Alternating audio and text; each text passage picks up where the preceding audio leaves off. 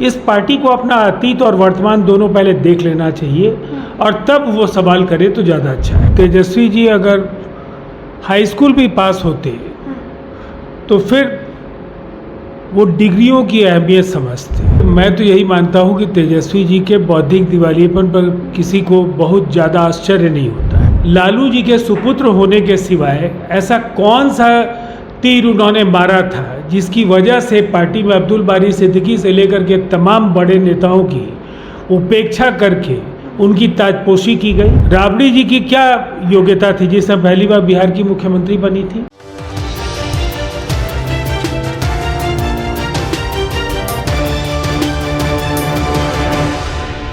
नमस्कार, मंथन today news देख रहे हैं आप और आपके साथ मैं हूं निधि सिंह।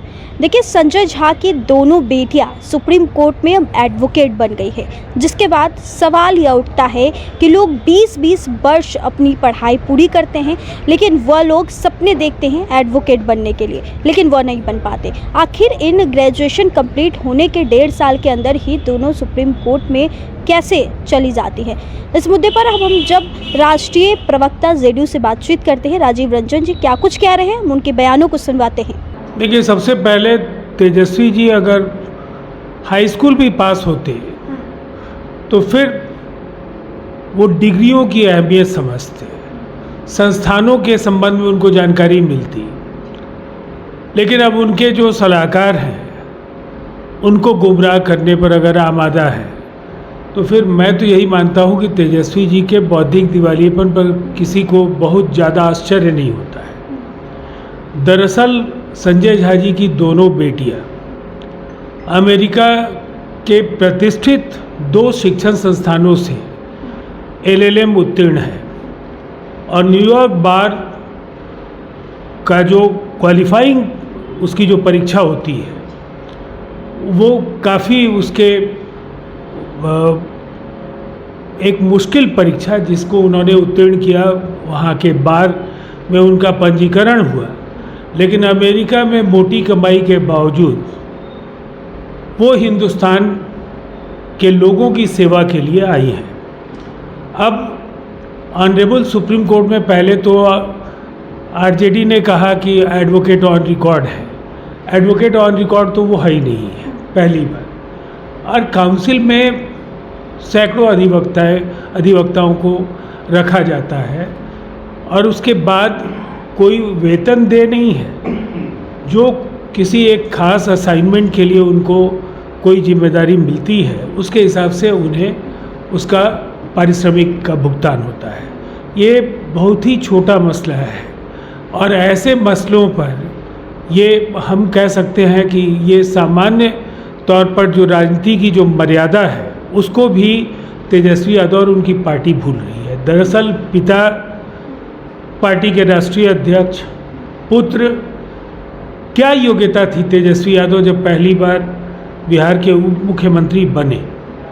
लालू जी के सुपुत्र होने के सिवाय ऐसा कौन सा तीर उन्होंने मारा था जिसकी वजह से पार्टी में अब्दुल बारी सिद्दीकी से लेकर के तमाम बड़े नेताओं की उपेक्षा करके उनकी ताजपोशी की गई?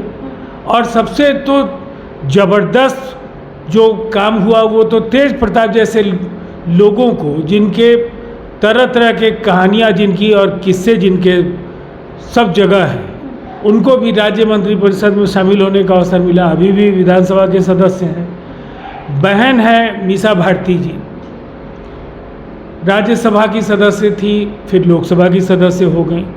और रोहिणी जी सीधे सिंगापुर से आ गई हिंदुस्तान चुनाव लड़ने के लिए।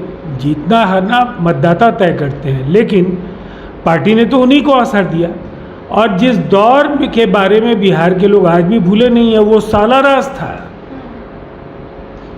साधु यादव, सुभाष यादव का राज था। लालू जी के फैसले उनके घरों से लिए जाते थे। संजय झा के साथ साथ अगर बात करें जीतन राम मांझी के दामाद की, चिराग पासवान के बहनोई की, या मंत्री अशोक चौधरी के भी दामाद की, बोर्ड निगम का सदस्य बनाए जाने पर भी सवाल उठाए जा रहे हैं सर इन लोगों पे। देखिए, सवाल करने वाले लोग सवाल करते रहेंगे, लेकिन अगर योग्यता है आपके पास तो केवल किसी का संबंधी होना आपकी राह में बाधा बने ये भी उचित नहीं है। अयोग्य लोगों को अगर केवल पिता या माता के प्रसिद्धि और लोकप्रियता के आधार पर अवसर मिलता है, जैसा कि तेजस्वी यादव और तेज प्रताप यादव जैसे लोगों को मिला, राबड़ी जी की क्या योग्यता थी जिसने पहली बार बिहार की मुख्यमंत्री बनी थी? इस पार्टी को अपना अतीत और वर्तमान दोनों पहले देख लेना चाहिए और तब वो सवाल करे तो ज़्यादा अच्छा है। तो आपने सुना क्या कुछ कहते हुए राष्ट्रीय प्रवक्ता राजीव रंजन जी कह रहे हैं। तो ऐसे खबरों से रूबरू होने के लिए देखते रहिए मंथन टुडे न्यूज़। बहुत बहुत शुक्रिया।